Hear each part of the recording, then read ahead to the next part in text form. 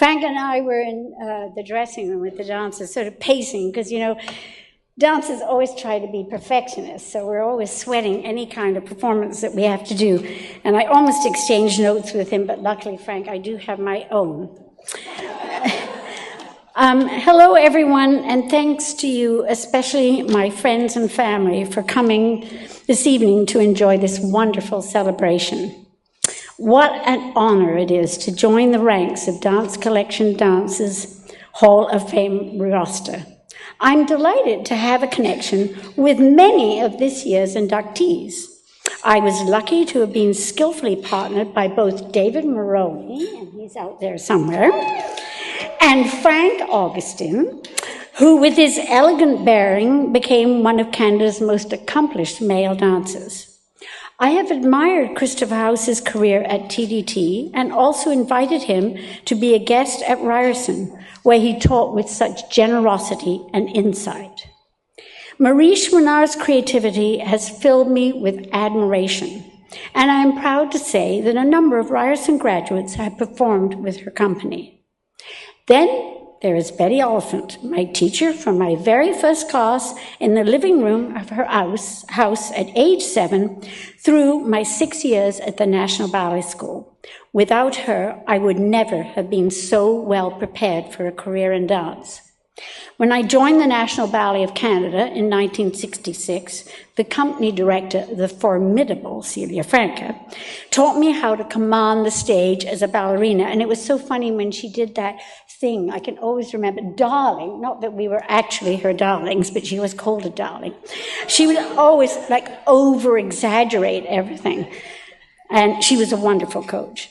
I was also fortunate to perform in 3 of Grant Stratty's original work, and it was so wonderful to see him with his pipe, because as students, we used to go to this summer school at the hall, and he had a somewhat nasty dog called Kirby that I think at one point had a sign on him, don't stroke him. Reflecting on my past, I realized how privileged I was to pursue 2 exciting, challenging, and rewarding careers as a performer and as a teacher and program director. And as Christopher House says, I was so fortunate also to be involved in new areas of growth and change in 3 different organizations that afforded me extraordinary opportunities and special relationships in both my professional and personal careers. And I'm so happy to know that these organizations are flourishing and moving forward, thank goodness. Right from the start, everything lined up for me. After I graduated from the ballet school, many of the dancers of the company were moving on, and I was amongst the first Canadian trained dancers to join the company, where a number of us were pushed quickly through the ranks. I was fortunate to perform every role that as a little girl I dreamed of dancing. How lucky is that? In 1972, another extraordinary opportunity came when Rudolf Nureyev mounted his Sleeping Beauty on the company, and I was one of the dancers chosen to be his partner. He taught me so much through his ongoing coaching, his magnetic artistry, and all of you will remember this one who danced with him, also by the example he set on how to dance full out at all times. In that 72-73 season, we did 198 performances, ending a 6-month tour of Canada and the US with 24 shows in 3 weeks at the Metropolitan Opera House in New York, and I have to say to rave reviews, much to our surprise. I remember so clearly the tension on opening night when we came together to give our all, and I can name the dancers. Many of the dancers who were there on that stage are here tonight. Mary Jago, Tommy Schrammick, with whom I had a partnership. In fact, sometimes in those days, they didn't have subscriptions to the ballet, and so they would go to the box office and say, I want to see, Nadia Potts and Tommy Schrammick dance. And they say, oh, you want to see ceramic pots, do you?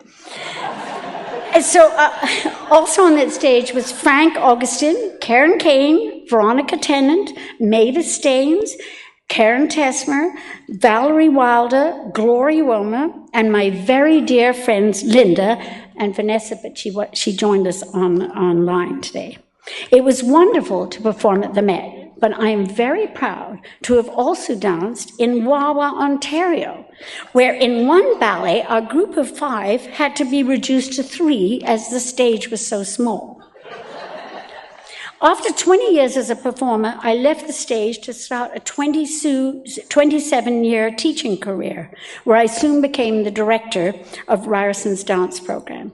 There, I had the very good fortune to work with Karen Duplessis, and they're sitting over there, and Vicky St. Denis, and we became quite the dynamic trio. At Ryerson, I fulfilled my love of teaching, coaching, and mentoring. I also interacted with many wonderful artists from the modern dance community who taught and choreographed for the program. Just a special thank you I want to give to Kenny Pearl, who's been a dear friend and mentor to me. Okay, wait a second, I got here.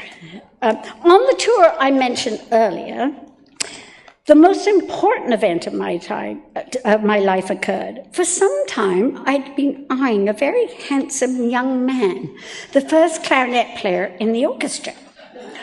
On October 5th, 1972, at a reception, and I looked this up, at the Maddox Civic Auditorium in Atlanta, Georgia, I conveniently ended up in the same line with Harold Gomez as we waited to get a drink.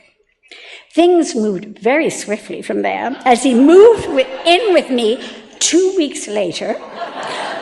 We have now been together for 52 years, and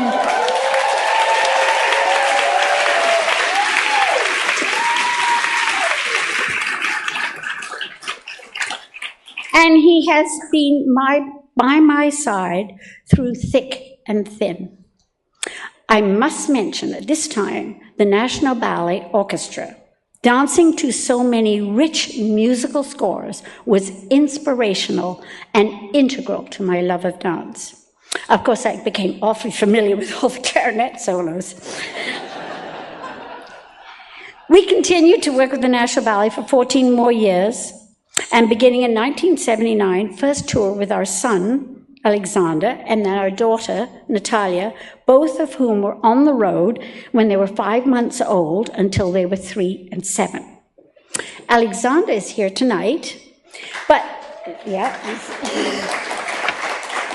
However, Natalia lives in Montreal and was unable to make it in person as she just gave birth to a baby girl, Lucy, on Halloween, but is watching the event online.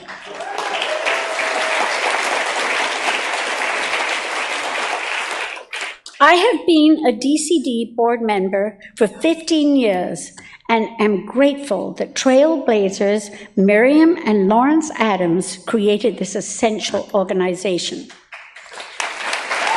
Yes.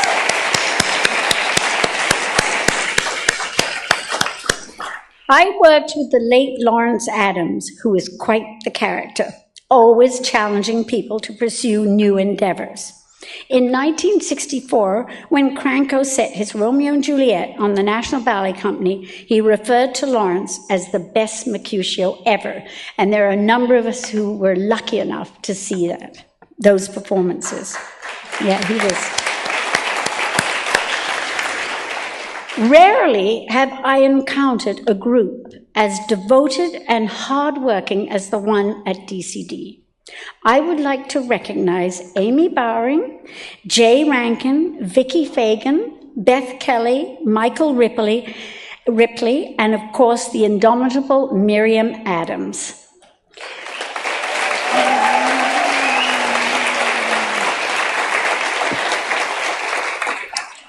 A special nod to Vicky Fagan, who was instrumental in putting this evening's celebration together, along with Francine Socket and Anissa Tashbach.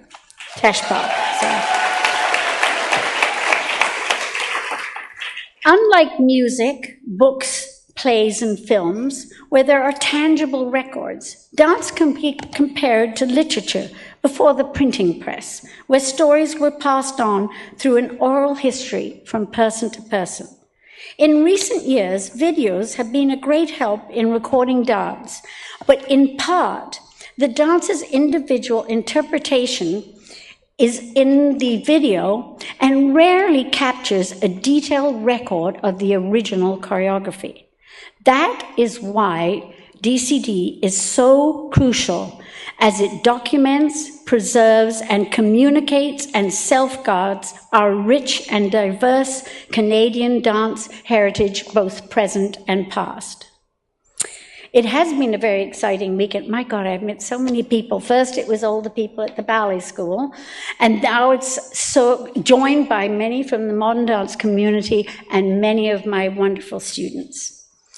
I was so blessed that I discovered and followed my passion early in life and had the perseverance and enough talent required to do so.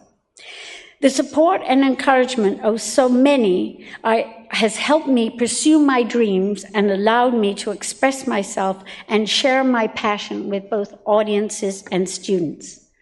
Dance is such a powerful medium. As Martha Graham said, dance is the song of the body and says what words cannot. As someone who performed for so many years using movement to communicate, I hope that my words have conveyed to you the deep gratitude I feel to DCD, all my peers, teachers, students, and family, and to all of you. Thank you.